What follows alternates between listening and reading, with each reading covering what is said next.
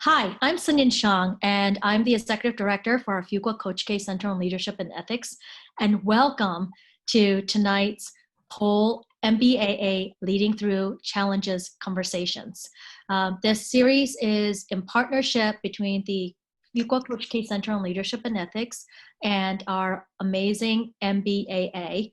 And we also partner with other organizations throughout the university, including the Baldwin Scholars, the Duke Engineering Masters in Management Program, the Duke Student Affairs, and also with Fuqua, the Office of Community and Inclusion.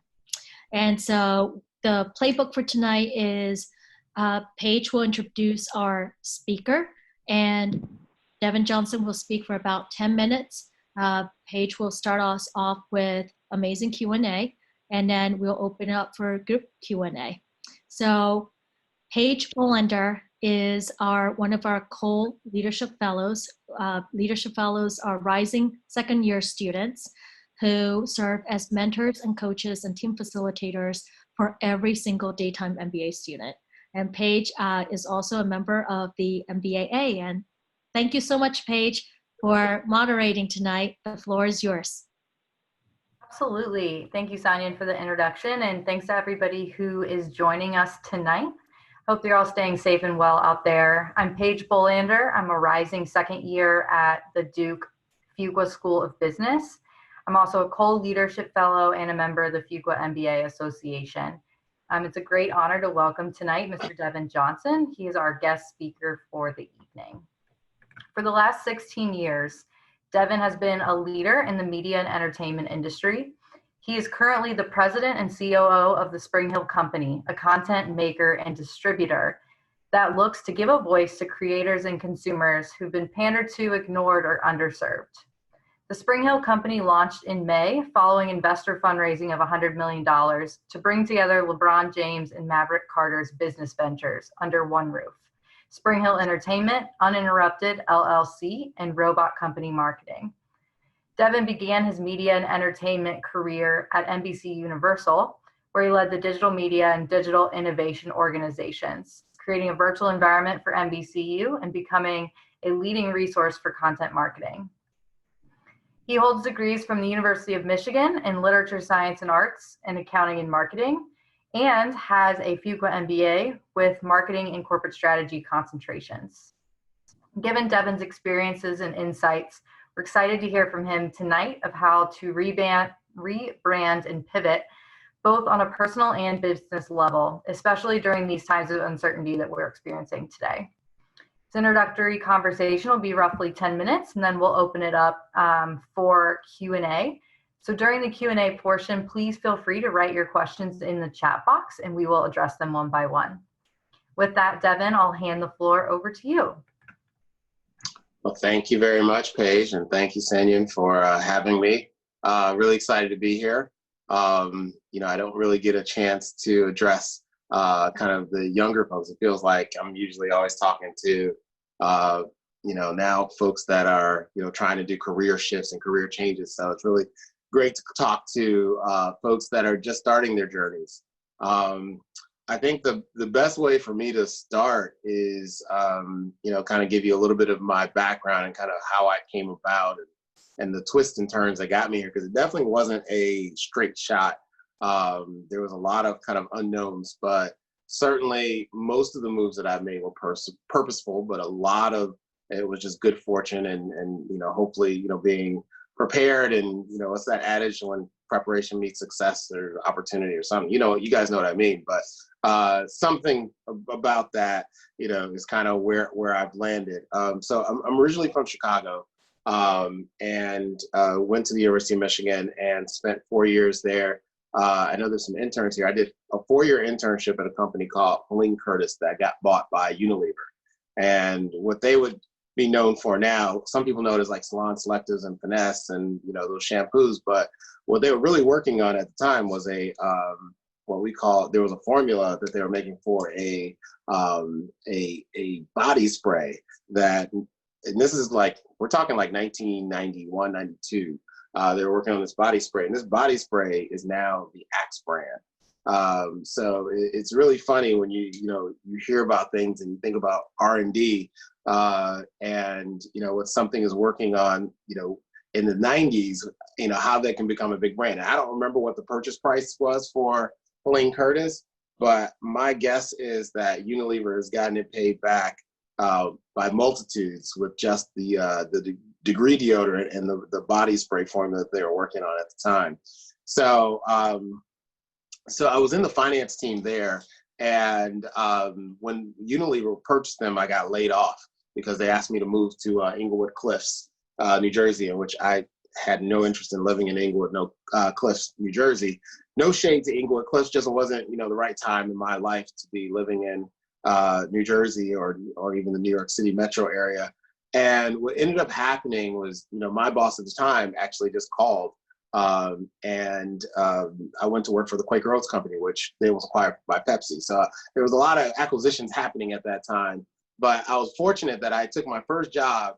I was an intern there, went full time, worked there 9 months, and got laid off in the 9th month, but got a 3-month severance after working for 9 months.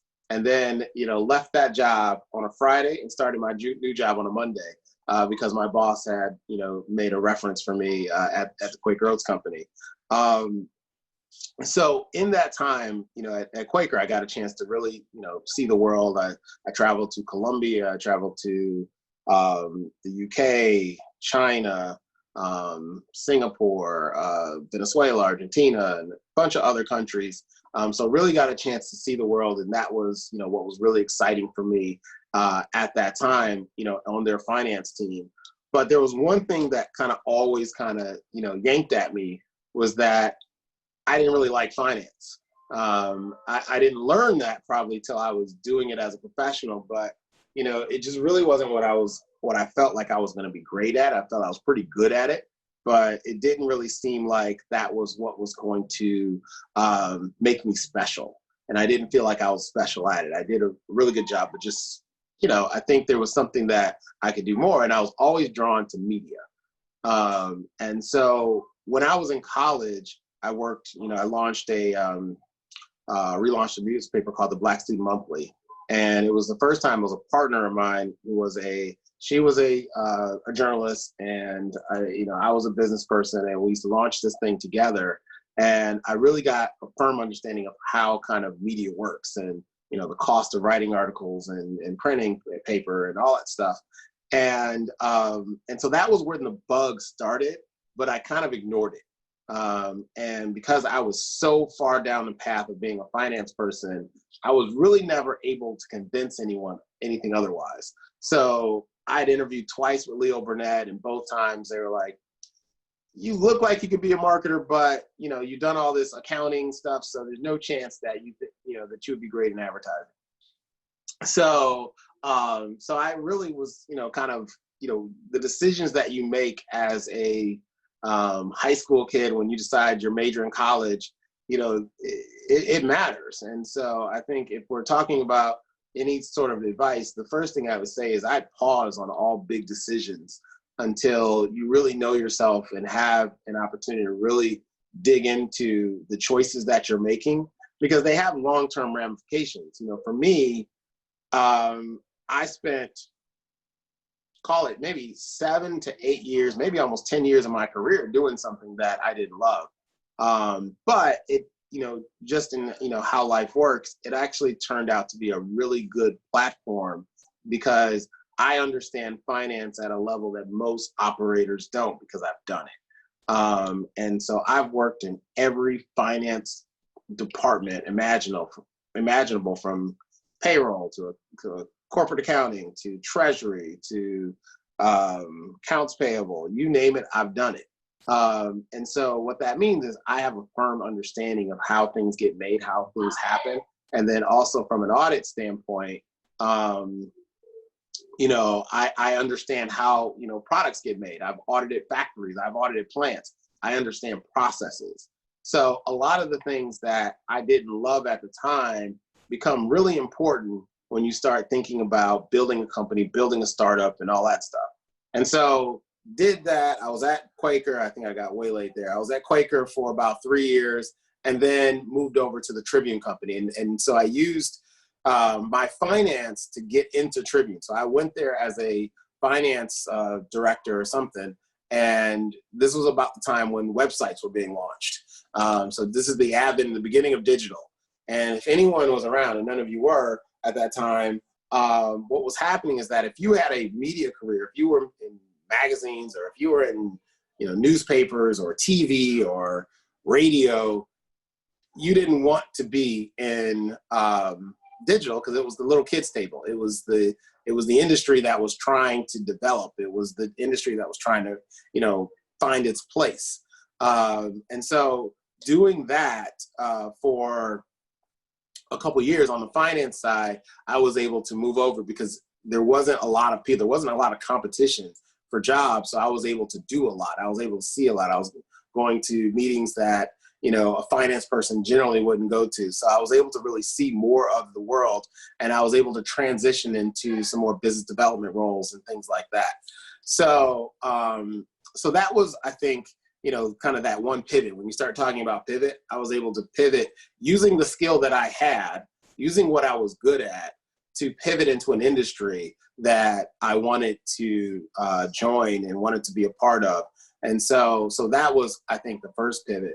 And then, I worked at Tribune. The bubble burst. So there was, a whole internet bubble. And so we're talking like early 2000s. My mentor at the time said, this digital thing's not going to work. I think you should probably think about going back to finance. So I had kind of weaseled my way out of finance, but because, the bubble and, jobs were being lost, and, it was a bloodbath in the digital space. My, mentor said, hey, you should go back to finance. So I did that. I went back to finance. And, if we're talking about pivots, that was a bad pivot, because I should have stayed the course and, kept going where I wanted to go. But, I went off and went back, and I was in the treasury group at the NBC. I was in the treasury group at Tribune, did dividend policy and a bunch of other stuff. But still, I was in the industry that I wanted. So that's, that was the silver lining.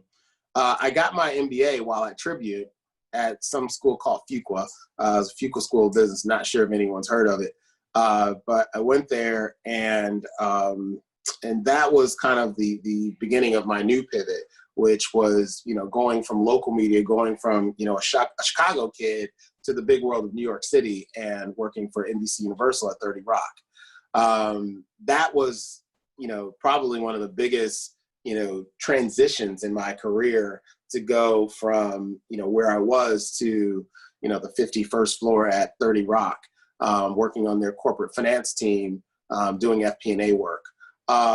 So did that and was in their finance world still, because of that pivot back to finance. I'm still in finance again, but that's how I got to NBC Universal. But there was a guy there named Ezra Kruchars, who also is familiar with the school, who pulled me out of the finance world, and, thought I could run an incubator. So under Ezra, I actually got a role leading a digital media incubator, which was, basically trying to incubate new ideas in digital, because it was still nascent, still new. We're talking now, we're about 2005-ish, we're talking. So still about 10 or 15 years away, 10 or 15 years ago. And so in that was my last pivot out of finance. I haven't been in finance since then. So he rescued me, gave me this role leading this incubator, launched some products, really had a real fun time actually learning, the gaming space. And, there was a TV show called Biggest Loser at the time. We worked on developing a game for that. That was a new that was really the charge. How do you monetize and exploit assets that NBC had that aren't the traditional business models? So we were looking at, ways to do that. So did that, and was at NBC for about 7 or 8 years. Did a bunch of things, worked in a bunch of roles in digital, and that really cemented my life as a digital person. And then from there, took, small, moves here and there. Worked for a company called Studio One. I was chief operating officer there. That was the beginning of content marketing, which is what I was doing at the end at NBC Universal. And then went home, went back to Chicago, went back to Tribune. Also a bad pivot, never go backwards. I went back to a company and, spent a year leading digital media for Tribune. And it was post-bankruptcy, and it was just, a real tough role, but a role that really cemented in my ability to work as a general manager. So knowing the skills of sales and marketing and editorial content, and knowing how they work together, understanding what you can do if you have 1 billion ad impressions and what that means monetarily. All those things were being planted and worked on. And that was my time at Tribune. And then left there, spent a little time doing some consulting, doing some stuff for myself, and then got this role at leading a company called Uninterrupted about 4 years ago. Yeah, about 4 years ago.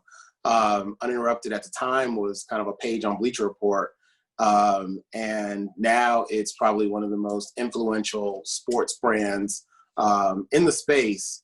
And, I think what we've done is we've created a bunch of content as it relates to, amplifying athletes' voices. So we create content that could be very short form in nature. We can create long form documentaries. We've done a documentary for ESPN Plus. We have a show on HBO called The Shop.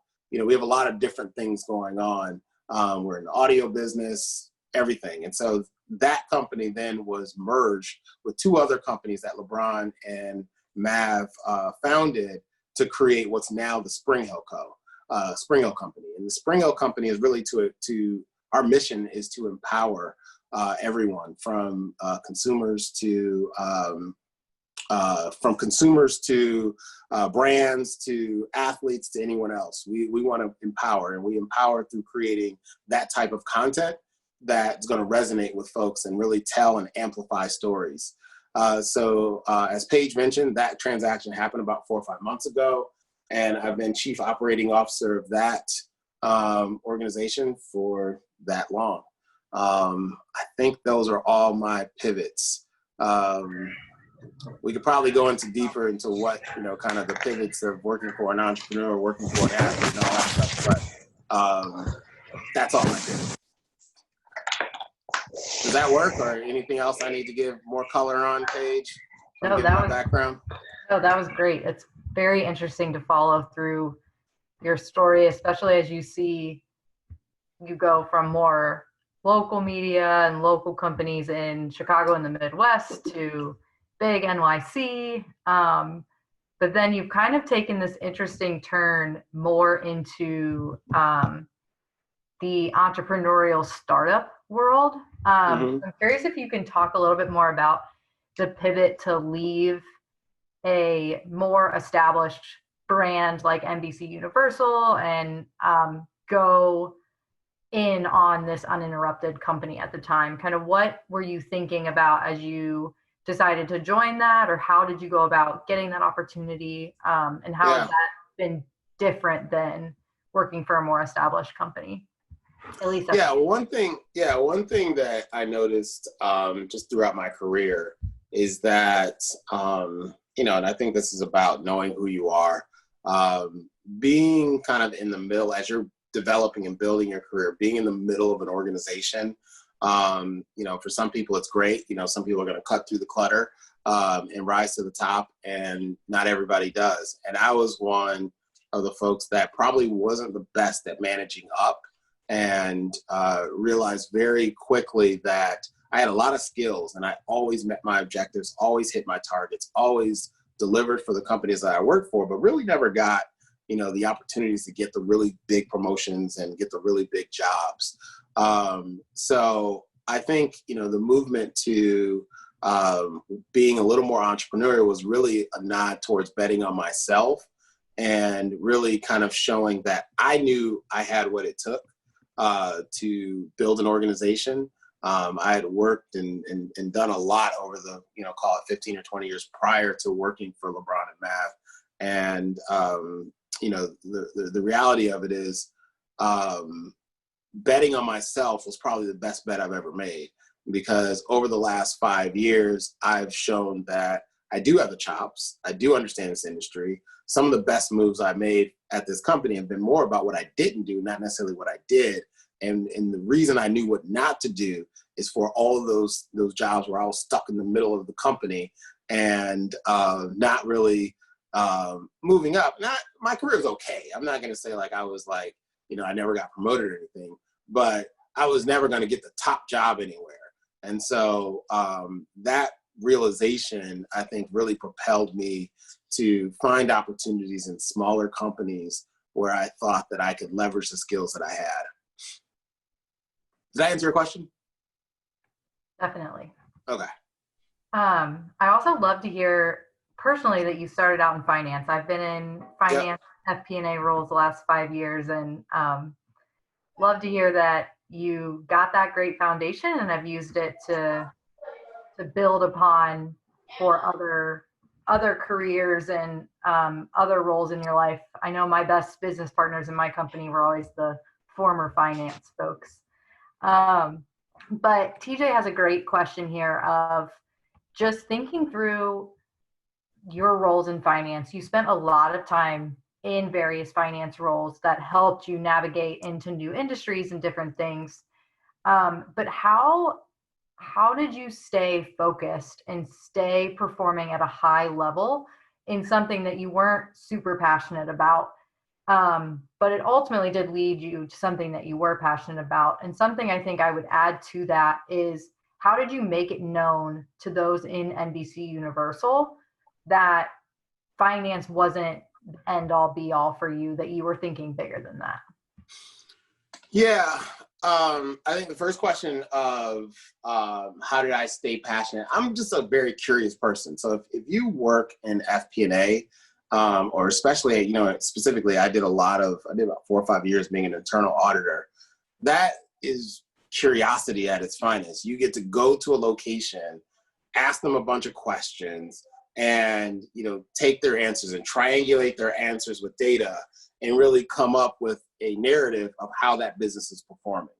So even though I knew that, I wasn't special in finance, I still really enjoyed the work of, the discovery and going to a factory and seeing how things are made. Like Quaker Oats at the time, they had, Gatorade plants. So I could go and I could see how Gatorade, starts as, citric acid and all the stuff that goes into what becomes a bottle of Gatorade, all the way to, they used to own McDonald's suppliers. There's a plant in Louisville, Kentucky called Liquid Dry that makes the pancakes for McDonald's and the biscuits at Red Lobster and all that stuff. And, seeing how stuff's freeze dry. I mean, all that stuff is still interesting to me.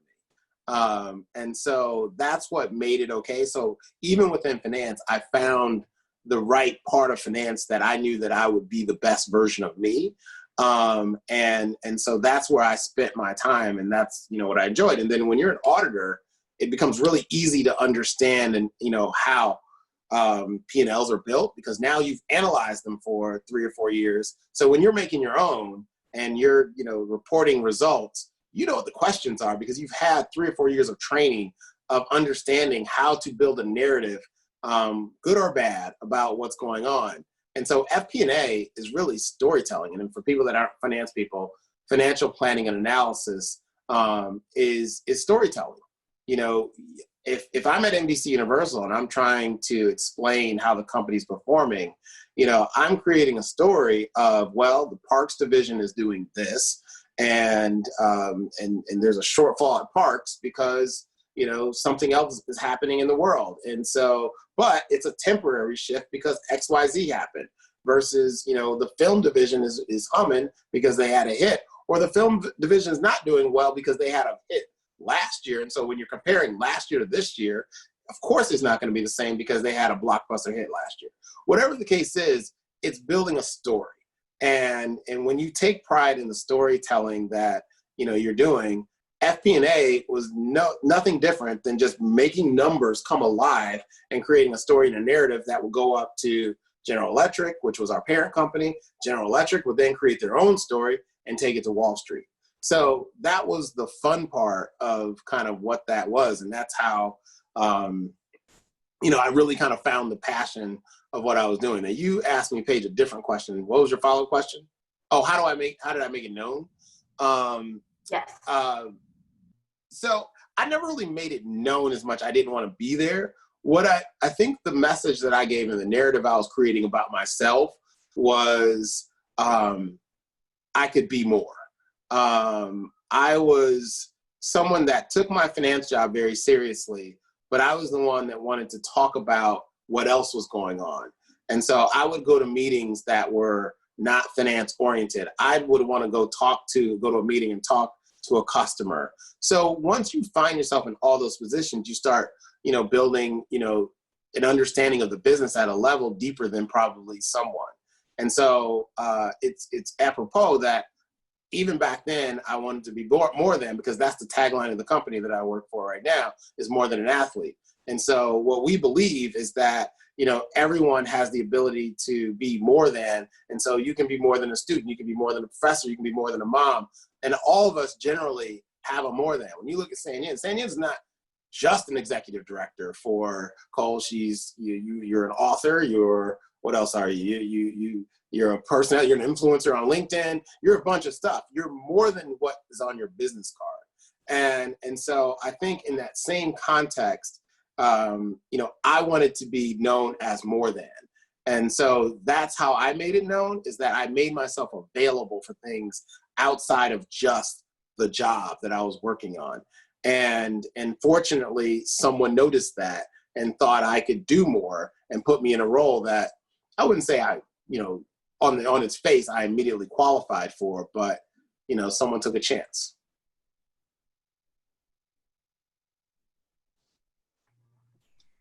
That's great. I love the fact that somebody else took a chance on you, and then as you progressed in your career, then you took a chance on yourself to move into the more startup space and really move out of the middle of the company.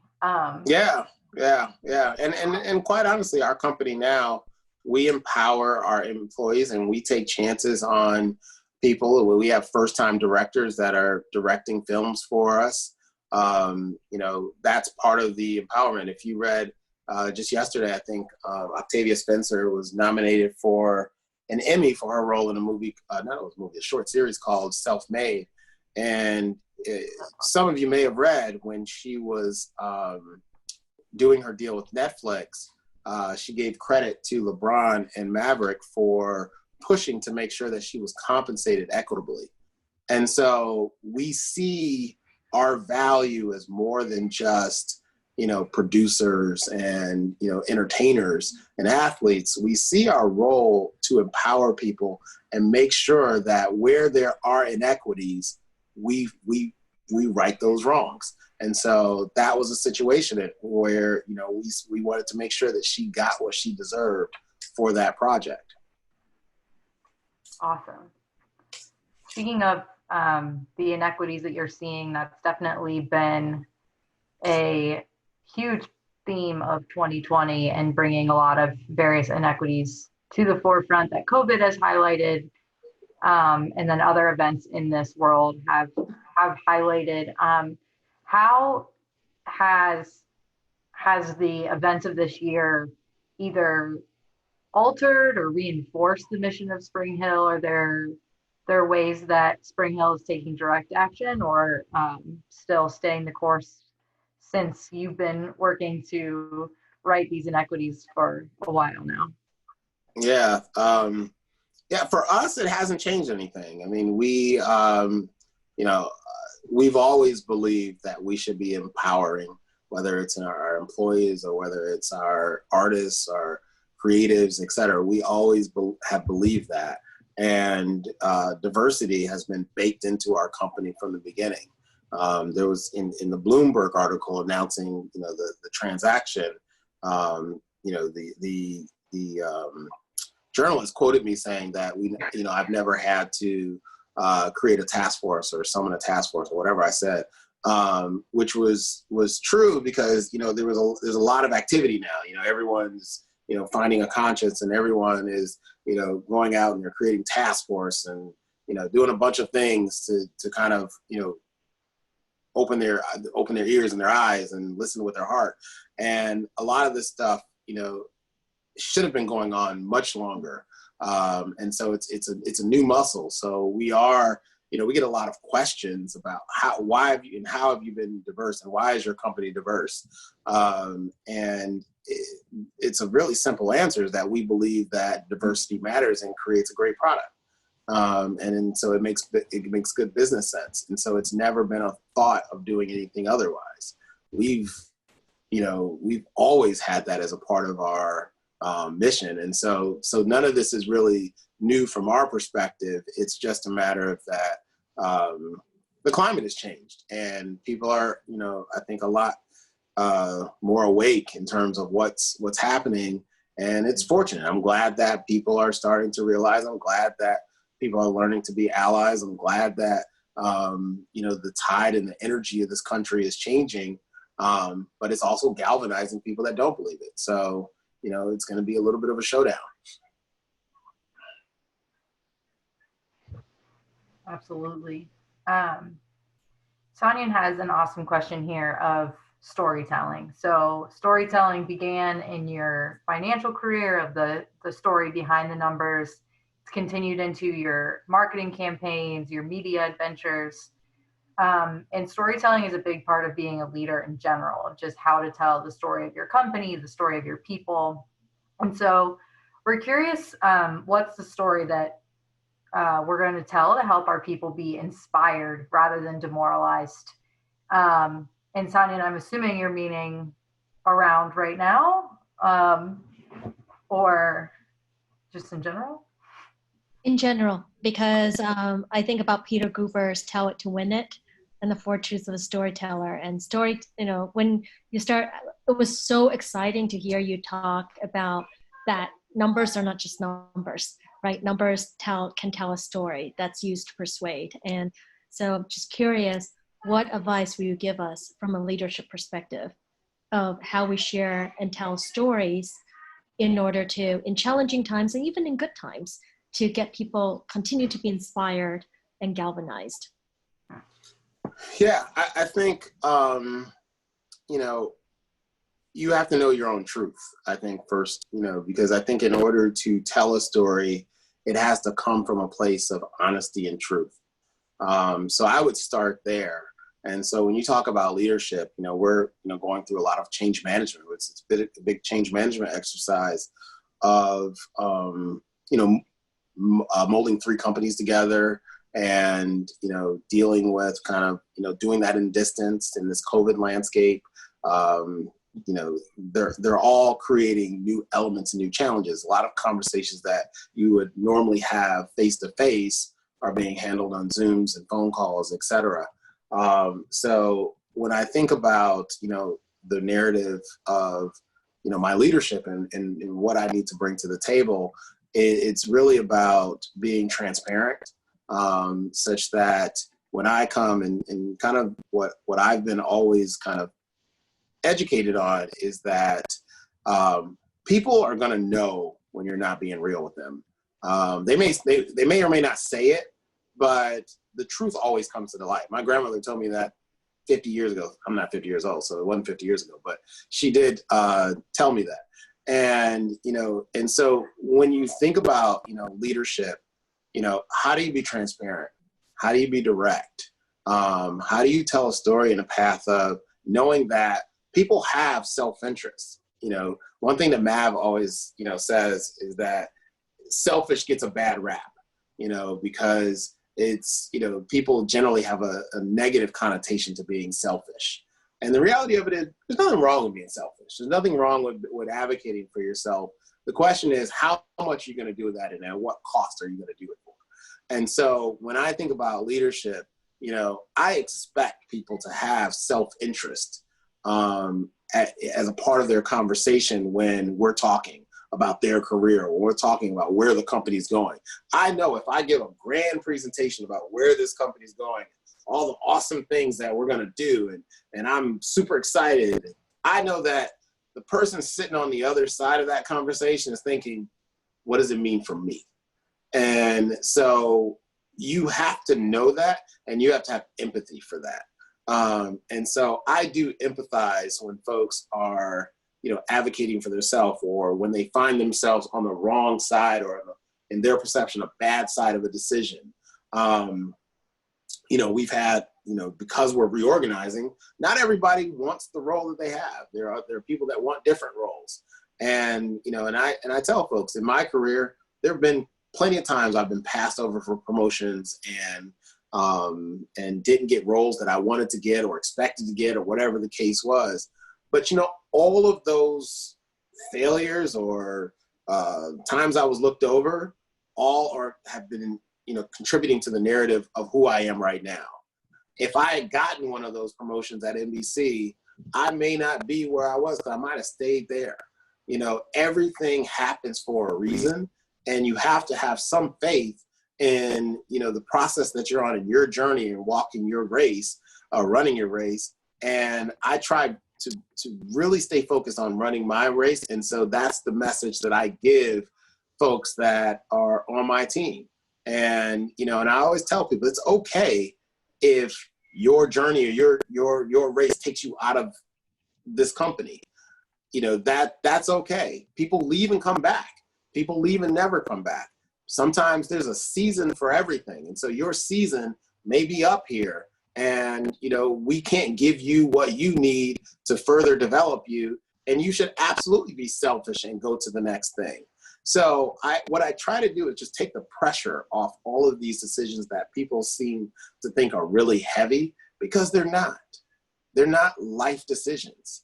I guess they are life decisions, but they're not a life and death situation. And so if you need to take another job, if you feel like this isn't the place for you, it's okay. It's okay. Our job as a company is to never depend on one person. And so you as an individual should always do what's in your best interest. And so when you marry those, if we're doing what's in their best interest and they're feeling fulfilled, they stay forever, right? Anytime that gets off balance, they may leave, or we may ask someone to leave. And that's the imbalance that, gets uncomfortable. So as long as a leader, we're being very communicative and transparent of what that looks like, I feel really good that we're going to make the right decisions, and we're going to have a workplace that people feel respected.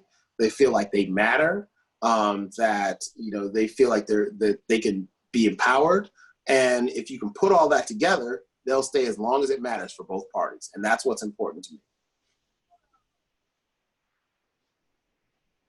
Yes, having that kind of work environment where you are respected, where you feel empowered by your leadership is so great as an employee, and so important to create as a leader.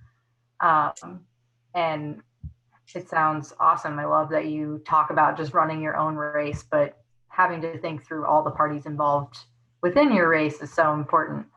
We're going to take one more question.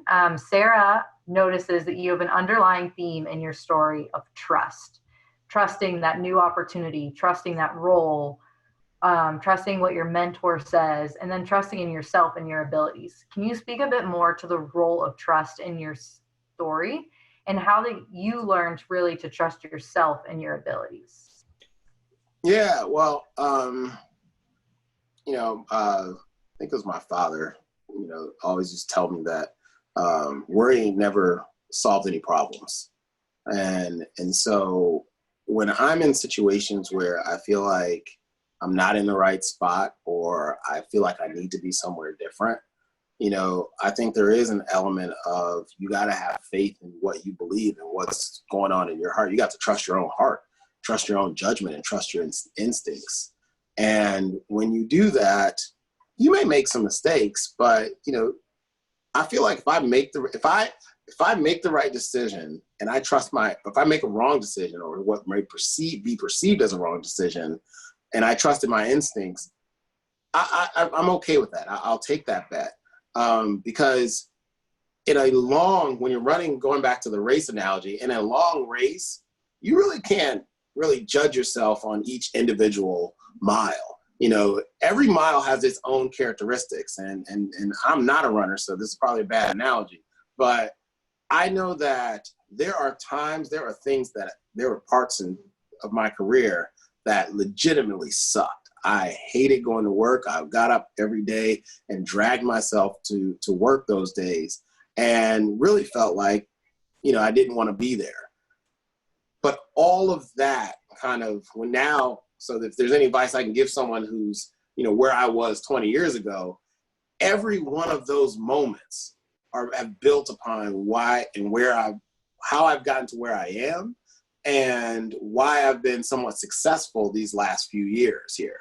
So those moments, all of those trying times, there's a saying that says trouble don't last always. It really doesn't, and so you take the learnings from those, you take what you're supposed to take, but then you move on. And then just know that the wounds that you got, they heal.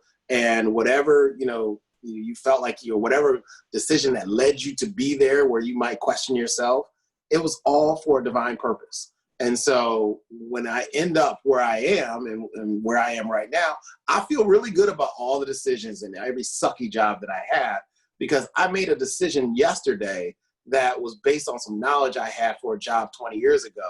That matters. That matters. And that's contributed to the success. So that trust and that faith all kind of wraps into, you just have to, you have to have faith in something bigger than you. You have to know that the race is a lot longer than where you are right now. And you just got to keep taking those steps. I didn't play football, but they say that running backs, when they're in a pack, they got to keep their legs moving. And so you keep your legs moving, because that's what gets you the leverage to get out of those packs. And, when I feel like I'm in, a situation that I don't like, that's what I think about. I got to keep my legs moving. I got to keep staying active. I got to keep talking to people. I got to keep networking. I got to keep reading. I got to keep, somehow keeping my mind active, such that not focusing on the part that I don't like, but let's focus on how I can evolve and make myself better, so that I'm prepared for the next opportunity that's going to come, because it will come. It may not come on the time and the schedule in which you'd like it to come, but it will come. So inspiring. Our final question for the night is from Bo. He says, the way athletes connect with fans has become much more direct over the last few years with social media and platforms like Uninterrupted. How do you see Spring Hill and Uninterrupted within Spring Hill distinguishing itself from its competitors in the sports industry as more players enter this space? He's thinking competitors like the Players Tribune and athletes developing their own individual platforms like 35 Ventures and SC30.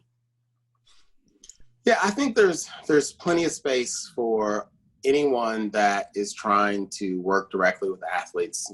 There's lots of athletes and lots of stories. I think, kind of same message that we're running our race, and our race is a lot different than what Players Tribune has done or will do, and 35 Ventures. Those are all fine companies, but they're not Uninterrupted, and they're not the Spring Hill Co. What our mission is and how we come to work every day is that we believe that we are going to be the most creative, the most empowering company out there. Our vision is to be the Disney of culture. And so everything that we create, we want to build, and we believe that we can do it better than anyone else. And so I don't think about what anyone's doing outside of what we're trying to do. I look at the industry, I look at trends, but I'm not looking, I don't know if that's what those blinders are for horses, but that's my visual, that I'm that. I'm looking straight ahead. I'm looking at the prize, and I'm not trying to figure out what's happening to the right or to the left of me or behind me, for sure.